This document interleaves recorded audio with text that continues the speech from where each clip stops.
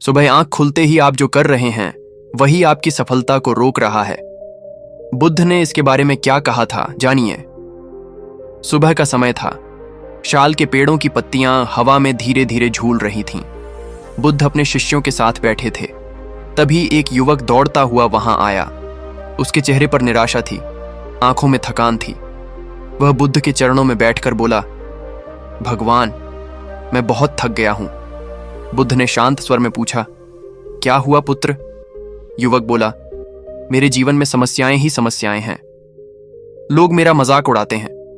मैं परिश्रम करता हूं, फिर भी सफलता नहीं मिलती। सुबह उठते ही ये सारी बातें मेरे मन में आ जाती हैं। पूरा दिन मन अशांत रहता है। बुद्ध मुस्कुराए, तुम मेरे साथ चलो। दोनों धीरे धीरे गांव की ओर चल पड़े। रास्ते में उन्होंने एक वृद्ध व्यक्ति को देखा। वृद्ध व्यक्ति अपने काम में व्यस्त था। इसी बीच कुछ लोग उसके पास से गुजरे और हंसने लगे। एक ने कहा, यह बूढ़ा अभी तक सपने देख रहा है। दूसरे ने कहा, इसकी मेहनत व्यर्थ है। लेकिन वृद्ध व्यक्ति ने कुछ नहीं कहा। वह अपने रास्ते पर चलता रहा। युवक आश्चर्यचकित हो गया। उसने बुद्ध से पूछा, भगवान, वह चुप क्यों रहा? बुद्ध ने कहा, क्योंकि वह अपने लक्ष्य को जानता है। जो अपने लक्ष्य को जानता है वह हर आलोचना का उत्तर देकर अपना समय नष्ट नहीं करता। युवक चुप हो गया। कुछ दूर आगे जाने पर उन्होंने एक किसान को देखा। किसान खेत में बीज बो रहा था। आकाश में काले बादल दिखाई दे रहे थे। तूफान आने की संभावना थी। युवक बोला, इतना बड़ा तूफान आने वाला है, फिर भी वह बीज बो रहा है। बुद्ध मुस्कुराकर बोले, क्योंकि वह जानता है कि तूफान आएगा, वर्षा आएगी और सूखा भी आएगा। लेकिन यदि वह भय के कारण बीज बोना बंद कर दे तो उसे फसल कभी नहीं मिलेगी। फिर बुद्ध ने युवक की ओर देखकर कहा, पुत्र, क्या तुम जानते हो कि तुम्हारी सबसे बड़ी गलती क्या है? युवक बोला, नहीं भगवान। बुद्ध ने कहा, सुबह उठते ही तुम अपने लक्ष्य को याद नहीं करते। तुम अपनी समस्याओं को याद करते हो। तुम अपनी शक्ति को नहीं, अपने भय को याद करते हो। इसी कारण तुम्हारा पूरा दिन कमजोर हो जाता है। युवक की आंखें नम हो गईं। उसे ऐसा लगा मानो पहली बार किसी ने उसके मन की सच्चाई को पहचान लिया हो। बुद्ध ने कहा, जीवन में सब कुछ आएगा। अपमान आएगा, असफलता आएगी, लोगों की बातें आएंगी। लेकिन यदि तुम हर बात को पकड़कर बैठ जाओगे तो आगे नहीं बढ़ पाओगे। नदी कभी पीछे मुड़कर नहीं देखती, वह केवल बहती रहती है। उसी प्रकार तुम भी चलते रहो। युवक के चेहरे पर पहली बार शांति दिखाई दी। उसने बुद्ध के चरण स्पर्श किए और कहा, भगवान, आज मैं समझ गया। समस्या मेरे जीवन में नहीं थी, समस्या मेरी सोच में थी। यही बुद्ध की शिक्षा है। जो व्यक्ति सुबह उठते ही अपने लक्ष्य, अपने कर्तव्य और अपनी शक्ति को याद करता है, वह धीरे धीरे सफलता की ओर बढ़ता है। लेकिन जो व्यक्ति अपने भय, समस्याओं और नकारात्मक विचारों में उलझा रहता है, वह स्वयं अपनी प्रगति का मार्ग रोक देता है। युवक की यह बात सुनकर बुद्ध हल्का मुस्कुराए। फिर उन्होंने कहा, पुत्र, मैं तुम्हें एक राजा की कहानी सुनाता हूं। इस कहानी को सुनने के बाद तुम समझ जाओगे कि चिंता किस प्रकार मनुष्य की खुशी को चुरा लेती है। बहुत वर्षों पहले एक राजा था। उसके पास एक विशाल राज्य था। असंख्य सैनिक थे। सोने से भरे हुए खजाने थे। प्रजा उसका सम्मान करती थी। दूर दूर तक उसका नाम प्रसिद्ध था। लेकिन यह सब होने के बावजूद राजा खुश नहीं था। हर सुबह उसकी आंख खुलते ही एक चिंता उसके मन में आ जाती थी। यदि कल मेरा राज्य मुझसे छिन जाए तो? यदि शत्रु आक्रमण कर दें तो? यदि मेरा धन समाप्त हो जाए तो? धीरे धीरे यह चिंता उसकी आदत बन गई। सुबह की शुरुआत भय से होती थी। दिन अशांति में बीतता था। रात चिंता में गुजरती थी। एक दिन राजा ने अपने मंत्री से कहा, मेरे पास सब कुछ है, फिर भी मुझे शांति क्यों नहीं मिलती? मंत्री ने सिर झुकाकर कहा, महाराज, इस प्रश्न का उत्तर मैं नहीं दे सकता। लेकिन राज्य के बाहर एक वृद्ध साधु रहते हैं। संभव है कि वे आपको इसका उत्तर दे सकें। अगली सुबह राजा उस साधु से मिलने निकल पड़ा। कई घंटों की यात्रा के बाद वह जंगल के बीच स्थित एक छोटी सी कुटिया में पहुंचा। वहां एक वृद्ध साधु शांत भाव से बैठे थे। उनके पास न सोना था, न महल था, न सैनिक थे। फिर भी उनके चेहरे पर अद्भुत शांति थी। राजा आश्चर्यचकित हो गया। उसने पूछा, आपके पास कुछ भी नहीं है, फिर भी आप इतने शांत कैसे हैं? साधु मुस्कुराए। उन्होंने कहा, पहले आप यह बताइए कि आपके पास सब कुछ होते हुए भी आप अशांत क्यों हैं? राजा कुछ क्षण मौन रहा, फिर बोला, मैं हमेशा भविष्य को लेकर भयभीत रहता हूं। जो आज तक हुआ ही नहीं, मैं उसकी भी चिंता करता रहता हूं। साधु मुस्कुरा दिए। उन्होंने अपने पास रखा हुआ मिट्टी का एक पात्र उठाया और राजा की ओर देखकर कहा, महाराज, क्या आप इस पात्र को देख रहे हैं? राजा ने कहा, हां। साधु बोले, यदि मैं पूरे दिन इस भय में जीऊं कि यह पात्र टूट जाएगा तो मैं आज की शांति खो दूंगा, लेकिन यदि यह टूट भी जाए तब भी मैं उसे स्वीकार कर लूंगा, क्योंकि जीवन का नियम यही है, जो आया है वह एक दिन अवश्य जाएगा। राजा गहरी सोच में डूब गया। साधु की बातों ने उसके मन को छू लिया था, लेकिन वह अभी भी पूरी तरह समझ नहीं पाया था। उसने पूछा, गुरुदेव, मैं इस चिंता से मुक्त कैसे हो सकता हूं? साधु मुस्कुराए, महाराज, कल सुबह मैं आपको एक छोटी सी परीक्षा दूंगा। यदि आप उस परीक्षा का अर्थ समझ गए तो आपकी समस्या समाप्त हो जाएगी। अगली सुबह राजा जल्दी उठ गया। वह साधु की कुटिया के बाहर प्रतीक्षा कर रहा था। कुछ समय बाद साधु बाहर आए। उनके हाथ में एक स्वर्ण पात्र था। सूर्य की किरणें पड़ते ही वह पात्र चमक उठा। साधु ने वह पात्र राजा के हाथ में देते हुए कहा, महाराज, इस पात्र को लेकर जंगल के अंतिम छोर तक जाइए, लेकिन एक बात याद रखिए, यह पात्र आपके हाथ से गिरना नहीं चाहिए। राजा ने सिर हिलाया। उसने पात्र को पकड़कर चलना शुरू किया। शुरुआत में सब कुछ आसान लग रहा था, लेकिन कुछ दूर जाने के बाद उसके मन में भय उत्पन्न हो गया। यदि यह पात्र गिर जाए तो? यदि यह टूट जाए तो? यदि मेरा हाथ फिसल जाए तो? इन विचारों में वह इतना उलझ गया कि अपने चारों ओर के सौंदर्य को देख ही नहीं पाया। वह पक्षियों का मधुर गीत नहीं सुन पाया। वह फूलों की सुगंध का अनुभव नहीं कर पाया। वह केवल पात्र को देखता रहा। कुछ समय बाद वह वापस लौट आया। साधु ने पूछा, महाराज, क्या आपने मार्ग में खिले हुए सुंदर फूलों को देखा? राजा ने कहा, नहीं, मैं तो पात्र की चिंता में डूबा हुआ था। साधु ने फिर पूछा, क्या आपने पक्षियों की मधुर ध्वनि सुनी? राजा ने कहा, नहीं गुरुदेव, मुझे डर था कि कहीं पात्र गिर न जाए। साधु मुस्कुराए, फिर बोले, महाराज, आपका पूरा जीवन भी इसी प्रकार है। आप हमेशा उस बात की चिंता करते रहते हैं जिसे आप खो सकते हैं। इसी कारण आप उस आनंद का अनुभव नहीं कर पाते जो आपके पास पहले से मौजूद है। राजा मौन हो गया। साधु का प्रत्येक शब्द उसके हृदय में उतर रहा था। साधु ने फिर कहा, सुबह उठते ही आप क्या सोचते हैं? राजा ने धीरे से कहा, मैं सोचता हूं कि यदि मेरा राज्य मुझसे छिन जाए तो क्या होगा। साधु ने कहा, यही आपकी सबसे बड़ी भूल है। जो आज तक हुआ ही नहीं, उसके लिए आप अपनी आज की शांति को नष्ट कर रहे हैं। राजा की आंखें खुलने लगीं, लेकिन साधु के पास अभी एक अंतिम शिक्षा और शेष थी। साधु राजा को लेकर कुटिया के पीछे गए। वहां एक बहुत पुराना बरगद का वृक्ष था। वह वृक्ष विशाल था। उसकी छाया में बैठते ही मन शांत हो जाता था। साधु ने वृक्ष की ओर संकेत करते हुए कहा, महाराज, इस वृक्ष को देखिए। राजा ने कहा, बहुत सुंदर वृक्ष है। साधु ने पूछा, आपको क्या लगता है, क्या यह वृक्ष हमेशा से इतना बड़ा था? राजा ने कहा, नहीं, निश्चित ही यह भी एक छोटे से बीज से प्रारंभ हुआ होगा।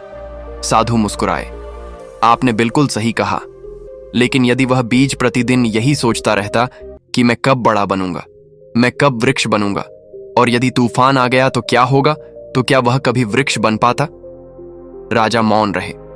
साधु ने कहा, नहीं, उसने केवल प्रतिदिन बढ़ने का कार्य किया। उसने भविष्य की चिंता नहीं की। उसने अपना कर्तव्य निभाया। यह सुनकर राजा के भीतर कुछ बदलने लगा। साधु ने आगे कहा, महाराज, सुबह उठते ही आपका मन कहां जाता है? राजा ने उत्तर दिया, भविष्य के भय की ओर। साधु ने कहा, यही आपके दुख का कारण है। सुबह का समय शक्ति का समय होता है, लेकिन आप उस शक्ति को चिंता में नष्ट कर देते हैं। जो मनुष्य सुबह उठते ही अपने लक्ष्य को याद करता है, वह आगे बढ़ता है, और जो उठते ही अपने भय को याद करता है, वह वहीं रुक जाता है। राजा की आंखों से आंसू बह निकले। वह समझ गए कि वर्षों से वह स्वयं ही अपने मन के शत्रु बने हुए थे। उन्होंने साधु के चरणों में झुककर कहा, गुरुदेव, आज मैं समझ गया। मेरे दुख का कारण मेरा राज्य नहीं था, मेरे दुख का कारण मेरी चिंता थी। साधु ने उन्हें उठाते हुए कहा, महाराज, एक बात हमेशा याद रखिए, जीवन में तूफान आएंगे, लोग आलोचना करेंगे, असफलताएं भी आएंगी, लेकिन जो रुकता नहीं वही अपने गंतव्य तक पहुंचता है। राजा मुस्कुरा दिए। कई वर्षों बाद उन्होंने अपने हृदय में सच्ची शांति का अनुभव किया और उसी दिन से उन्होंने सुबह उठते ही चिंता नहीं बल्कि अपने कर्तव्य को याद करना शुरू कर दिया। समय के साथ उनका जीवन बदल गया, लेकिन बुद्ध की कथा यहीं समाप्त नहीं हुई थी। युवक अभी भी एक प्रश्न लेकर बैठा था, यदि लोग बार बार अपमान करें तो उन्हें अनदेखा कैसे करूं? बुद्ध मुस्कुराए और फिर उन्होंने एक व्यापारी और एक उपहार की कहानी सुनानी शुरू की। कुछ समय तक युवक चुपचाप बैठा रहा। उसके मन में राजा और साधु की बातें घूम रही थीं। अचानक वह बोला, भगवान, अब मैं समझ पा रहा हूं। मैं प्रतिदिन सुबह उठते ही उन्हीं बातों के बारे में सोचता था जो मेरे नियंत्रण में ही नहीं थीं। बुद्ध मुस्कुराए। अब बताओ, तुम्हारे नियंत्रण में क्या है? युवक कुछ क्षण सोचकर बोला, मेरा परिश्रम, मेरी सोच, मेरे कर्म। बुद्ध ने कहा, सही, लेकिन तुम इन्हें छोड़कर दूसरों की बातों के बारे में सोचते रहते थे। युवक ने अपना सिर झुका लिया। वह समझ चुका था कि वर्षों से उसने अपनी शक्ति को व्यर्थ की चिंताओं में नष्ट कर दिया था। बुद्ध ने एक सूखा पत्ता उठाया और उसे हवा में छोड़ दिया। पत्ता उड़ते हुए दूर चला गया। बुद्ध बोले, पुत्र, लोगों की बातें भी इस पत्ते की तरह होती हैं। यदि तुम उन्हें पकड़कर रखोगे तो वे बोझ बन जाएंगी, यदि उन्हें छोड़ दोगे तो वे हवा के साथ चली जाएंगी। युवक की आंखों में एक नई चमक आ गई। उसने पूछा, तो भगवान, सुबह उठने के बाद मुझे सबसे पहले क्या करना चाहिए? बुद्ध मुस्कुराए। सुबह उठते ही अपनी समस्याओं को याद मत करो, अपने लक्ष्य को याद करो। भय को नहीं, कर्म को याद करो। लोगों की बातों को नहीं, अपने मार्ग को याद करो। यह सुनकर युवक का मन हल्का हो गया। जिस बोझ को वह वर्षों से ढो रहा था वह मानो अचानक उतर गया। उसने बुद्ध के चरणों में प्रणाम किया और मन ही मन संकल्प लिया, आज से मैं चिंता के साथ नहीं बल्कि अपने लक्ष्य के साथ दिन की शुरुआत करूंगा। युवक समझने लगा था कि उसके दुख का सबसे बड़ा कारण दूसरे लोग नहीं बल्कि वह स्वयं था। लेकिन बुद्ध जानते थे कि केवल कहानियां सुन लेने से जीवन नहीं बदलता। इसलिए उन्होंने युवक से कहा, पुत्र, कल सुबह तुम गांव के बाजार में जाना, लेकिन एक बात याद रखना, जो कुछ भी हो जाए तुम किसी से भी तर्क नहीं करोगे। युवक ने सहमति में सिर हिला दिया। अगली सुबह वह बाजार पहुंचा। बाजार लोगों की भीड़ से भरा हुआ था। युवक धीरे धीरे चल रहा था।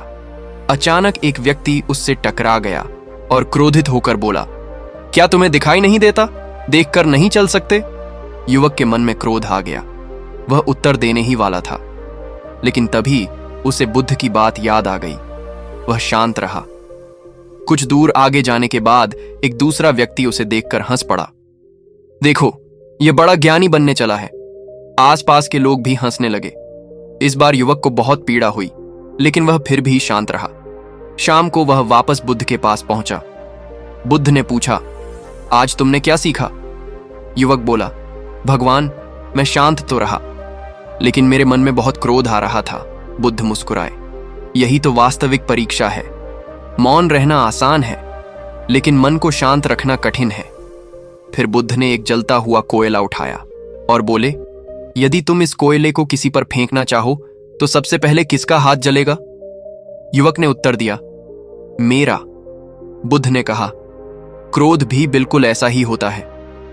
तुम सोचते हो कि यह किसी दूसरे को चोट पहुंचाएगा, लेकिन सबसे पहले यह तुम्हें ही जलाता है। युवक मौन हो गया। आज वह समझ गया था कि दूसरों की बातें नहीं बल्कि उन बातों पर उसकी अपनी प्रतिक्रिया ही उसके दुख का कारण थी।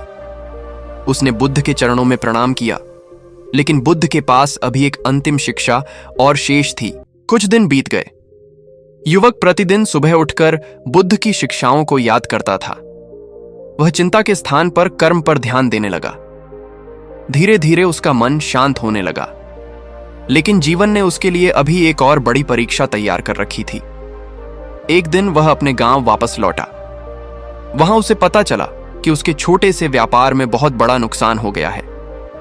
जितना धन उसने वर्षों में बचाया था, उसका एक बड़ा भाग समाप्त हो चुका था।